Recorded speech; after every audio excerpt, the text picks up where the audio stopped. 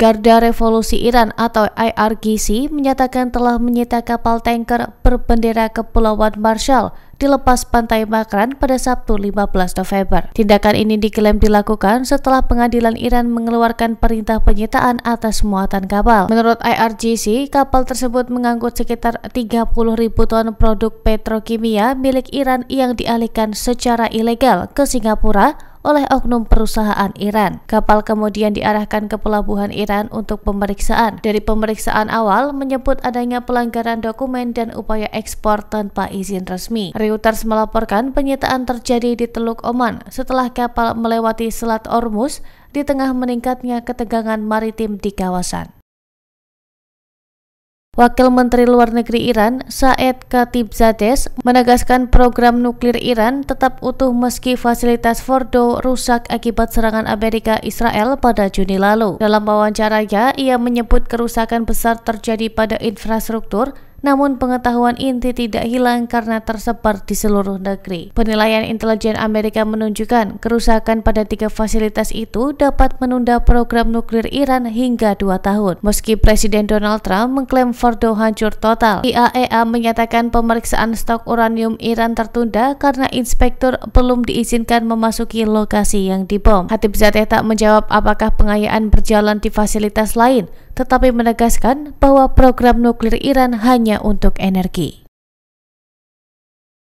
Militer Israel menyatakan pasukannya telah menewaskan seorang anggota Hizbullah dalam serangan di Mansouri, Lebanon Selatan pada Minggu malam. Target tersebut sebagai Muhammad Ali Suwaih, tokoh lokal Hizbullah yang menangani urusan komunikasi, keuangan, dan militer. Menurut militer Israel, aktivitas Suwaih dianggap melanggar kesepahaman antara Israel dan Lebanon. Kementerian Kesehatan Lebanon melaporkan serangan itu menghantam mobil di Mansouri sekitar 10 km dari perbatasan dan menewaskan seorang warga Lebanon yang disebut media lokal sebagai seorang kepala sekolah. Sementara itu, Unifil menyebut pasukannya ditembaki tentara Israel pada Minggu, meski IDF mengklaim tembakan itu terjadi karena cuaca buruk dan bukan serangan yang disengaja.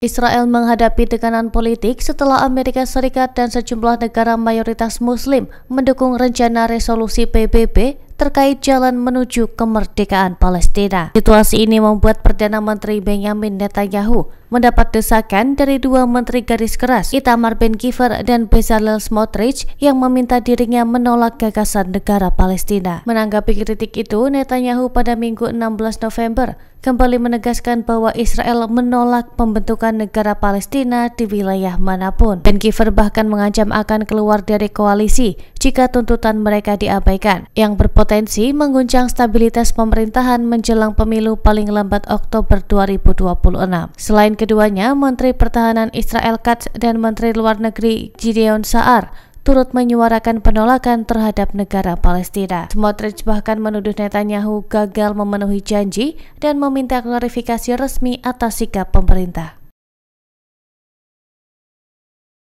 Pemukim Israel kembali melakukan 2 serangan pembakaran besar di wilayah Palestina dekat Bethlehem dan Hebron. Pada Senin 17 November, puluhan pemukim menyerbu desa Al-Jaba sekitar 10 km dari Bethlehem dan membakar 3 rumah, 1 gubuk, serta 3 kendaraan. Pemukim lebih dulu juga membakar 1 rumah dan 2 mobil serta menyerang warga dengan tongkat dan benda tajam. Sejumlah perempuan dilaporkan terluka, sementara pasukan Israel disebut menghalangi pemadam dan ambulans mencapai lokasi. Kekerasan pemukim di tepi barat menembus rekor tahun ini dengan serangan hampir terjadi setiap hari. Insiden sebelumnya termasuk pembakaran masjid di Deir Istia pekan lalu. Komisi Perlawanan Kolonisasi Palestina mencatat 2.350 serangan pasukan Israel dan pemukim sepanjang bulan lalu, menggambarkan adanya siklus teror berkelanjutan di wilayah pendudukan.